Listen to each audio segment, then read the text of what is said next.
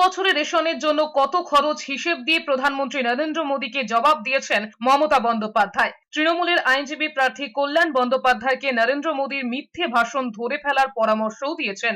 Vote প্রচারে প্রধানমন্ত্রী নরেন্দ্র মোদী, স্বরাষ্ট্রমন্ত্রী অমিত শাহ বারবার দাবি করেছেন কোভিডের সময় থেকে বাংলায় বিনামূল্যে রেশন দিয়েছে কেন্দ্রীয় সরকার।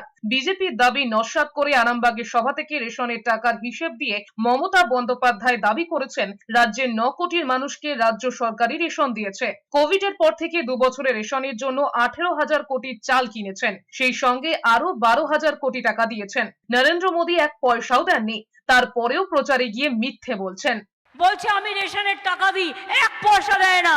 32,000 কোটি টাকা আমরা রাজ্য সরকার দিয়ে চালাই, ওনার ভাগের 1 পয়সা দেয় না। মিথ্যে কথা, মিথ্যে কথা, মিথ্যে কথা চ্যালেঞ্জ করে গেলাম।